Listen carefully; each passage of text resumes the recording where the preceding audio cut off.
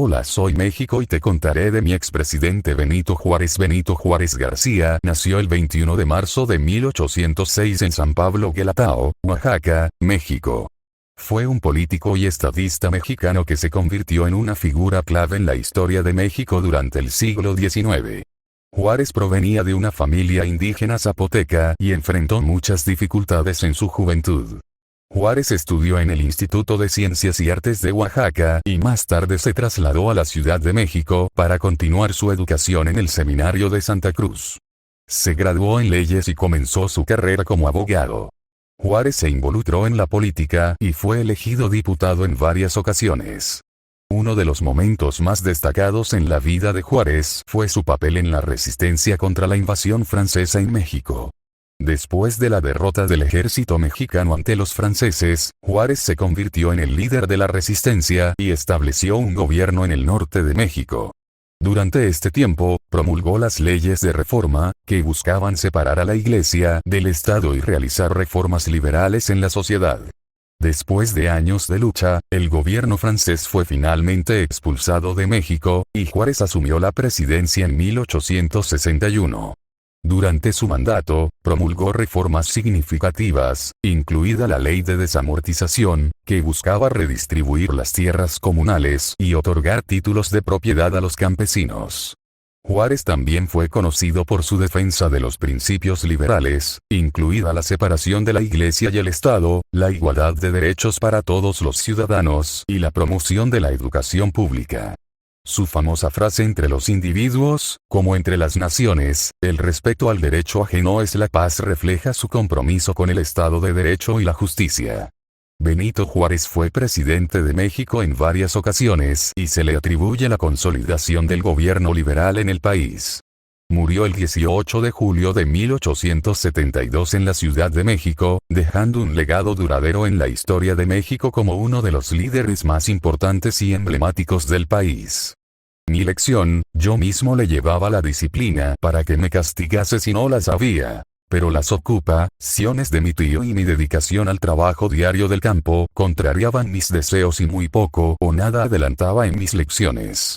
Además, en un pueblo corto, como el mío, que apenas contaba con 20 familias y en una época en que tampoco o nada se cuidaba de la educación de la juventud, no había escuela. Ni siquiera se hablaba la lengua española, por lo que los padres de familia que podían costear la educación de sus hijos los llevaban a la ciudad de Oaxaca con este objeto, y los que no tenían la posibilidad de pagar la pensión correspondiente los llevaban a servir en las casas particulares a condición de que les enseñasen a leer y a escribir. Este era el único medio de educación que se adoptaba generalmente no solo en mi pueblo, sino en todo el distrito de Ixtlán, de manera que era una cosa notable en aquella época, que la mayor parte de los sirvientes de las casas de la ciudad era de jóvenes de ambos sexos de aquel distrito. Entonces, más bien por estos hechos que yo palpaba que por una reflexión madura de que aún no era capaz, me formé la creencia de que solo yendo a la ciudad podría aprender, y al efecto insté muchas veces a mi tío para que me llevara a la capital, sea por el cariño que me tenía, o por cualquier otro motivo, no se resolvía y solo me daba esperanzas de que alguna vez me llevaría. Por otra parte, yo también sentía repugnancia de separarme de su lado, dejar la casa que había amparado mi niñez y mi orfandad, y abandonar a mis tiernos compañeros de infancia con quienes siempre se contraen relaciones y simpatías profundas que la ausencia lastima marchitando el corazón. Era cruel la lucha que existía entre estos sentimientos y mi deseo de ir a otra sociedad, nueva y desconocida para mí, para procurarme mi educación.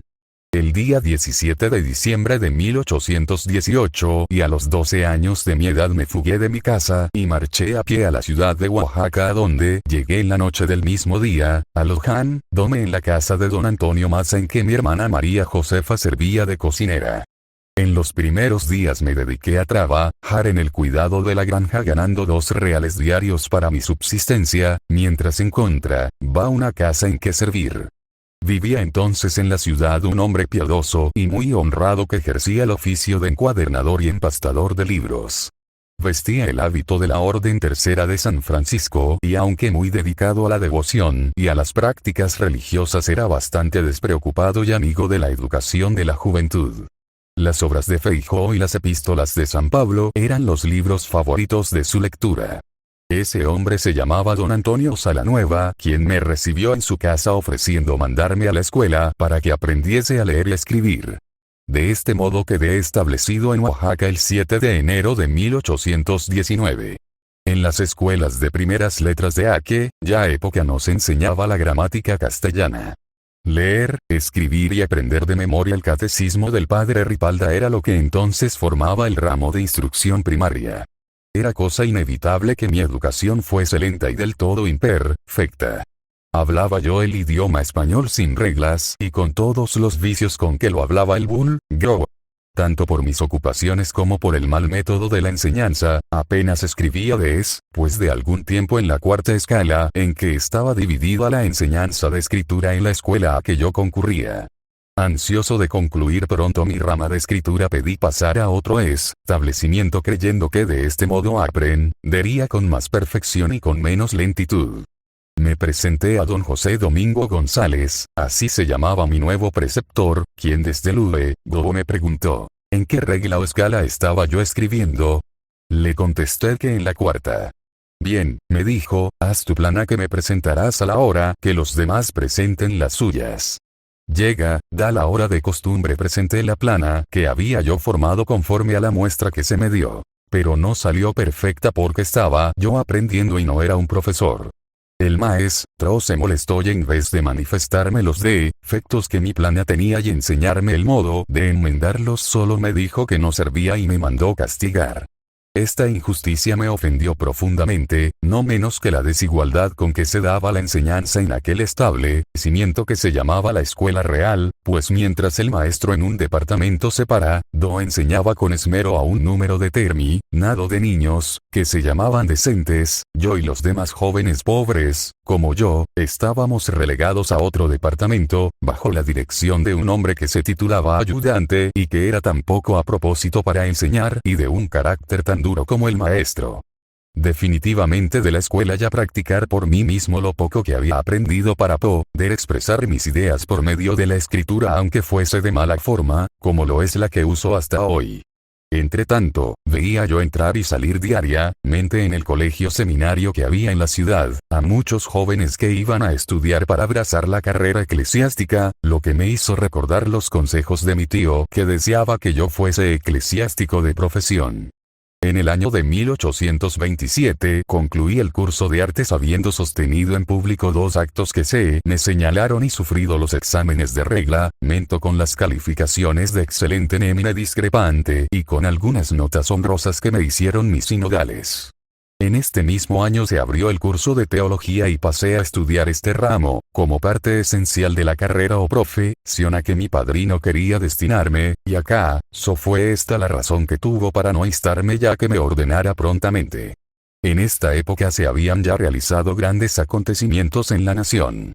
La guerra de independencia iniciada en el pueblo de Dolores en la noche del 15 de septiembre de 1810 por el venerable cura don Miguel Hidalgo y Costilla con unos cuantos indígenas armados de escopetas, lanzas y palos, y conservada en las montañas del sur por el ilustre ciudadano Vicente Guerrero, llegó a terminarse con el triunfo definitivo del ejército independiente, que acaudillado por los generales Iturbide, Guerrero, Bravo, Bustamante y otros jefes, ocupó la capital del antiguo virreinato el día 27 de septiembre de 1821.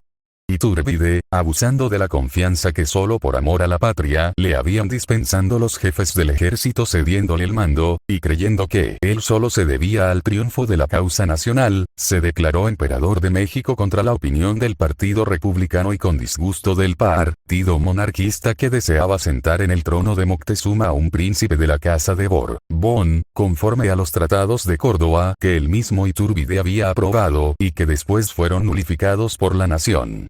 De pronto el silencio de estos partidos, mientras organizaban sus trabajos y combinaban sus elementos y el entusiasmo del vulgo, que raras veces examina a fondo los acontecimientos y sus causas y siempre admira y alaba todo lo que para él es nuevo y extraordinario, dieron una apariencia de aceptación general al nuevo imperio que en verdad solo Iturbide sostenía. Así se explica la casi instantánea sublevación que a los pocos meses se verificó contra él, proclamándose la república y que lo obligó a abdicar, saliendo enseguida fuera del país. En la nueva carta se incrustaron la intolerancia religiosa, los fueros de las clases privilegiadas, la institución de comandancias generales y otros contraprincipios que nulificaban la libertad y la federación que se quería establecer. Fue la Constitución de 1824 una transacción entre el progreso y el retroceso, que lejos de ser la base de una paz estable y de una verdadera libertad para la nación, fue el semillero fecundo y constante de las convulsiones incesantes que ha sufrido la República, y que sufrirá todavía mientras que la sociedad no recobre su nivel, haciéndose efectiva la igualdad de derechos y obligaciones entre todos los ciudadanos y entre todos los hombres que pisen el territorio nacional, sin privilegios, sin fueros, sin monopolios y sin odiosas distinciones. Mientras que no desaparezcan los tratados que existen entre México y las potencias extranjeras. Tratados que son inútiles una vez que la suprema ley de la República sea el respeto inviolable y sagrado de los derechos de los hombres y de los pueblos, sean quienes fueren, con tal de que se respeten los derechos de México, a sus autoridades y a sus leyes. Mientras finalmente que en la República no haya más que una sola y única autoridad. La autoridad civil, del modo que lo determine la voluntad nacional, sin religión de Estado, y finalmente morí el 18 de julio de 1872. Suscríbete.